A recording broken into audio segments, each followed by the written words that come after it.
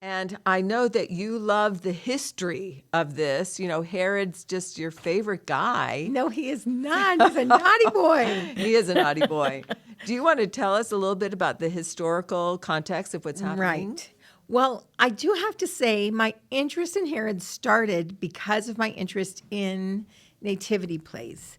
And when we lived in Minnesota, I always did the Christmas program. And so I wrote so many Christmas plays. I remember reading some of them. And they were big. They're and beautiful. Then when I was in Dallas, we put on a huge musical and it was all out and it was all Christmas. And one day I thought, how much do I know is really true of how I envision the first Christmas versus what's reality? Well, we went to Oberammergau, right, this summer, where they had the pageant, the passion play that's been going on for hundreds and hundreds of years. So it's, this whole pageantry that has to do with the Savior is such a big part and of you always the see world, King Herod actually. as this vital, huge king that is jealous of another king that might take over his kingdom. And so he sends out the wise men, and you see this. Well, in reality, he was 70. He was probably 71, anywhere from 67 to 71. We're not sure of his age. But he was old. He was very old. No, wait a minute. 67 is not that old. Sorry, 71. 71. That's better. All right. In fine. his 70s. But the key was he wasn't only old. Josephus says his bowels were ulcerated, gangrenous, and wormy. And so I know. So I think he either had prostate cancer or he had some sexually transmitted disease because he had married 10 women. We don't know which. It's one of those things. I don't even want to ask after I die. We'll just let it go. But anyway, you wonder, how sometimes you're hungry and they call it hangry? I wonder if he was paingry. If that's why he had pangry or pangreen, it sounds like.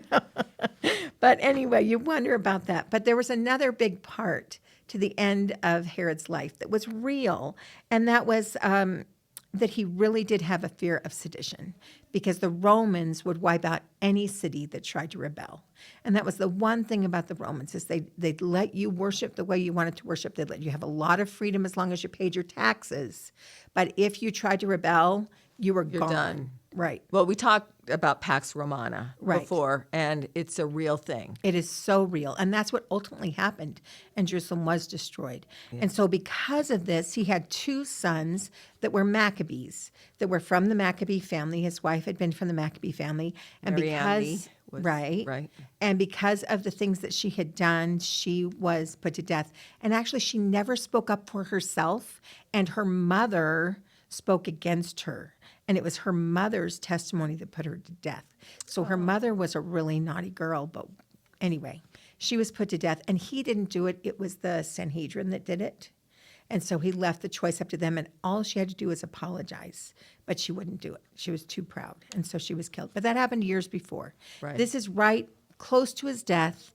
These two sons that are from the Maccabee family that had ruled for 100 years, that were kind of celebrities, there were a lot of people that wanted them to rule again because just like the original Hammer, they were hoping that they would free them from the Romans. Sure. Well, that issue made him worry about sedition, and so he had them put to death.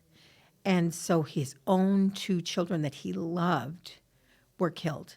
And then he found out that maybe some of those rumors weren't quite true or exaggerated by his oldest son that wanted to also be king. And so he put that son to death.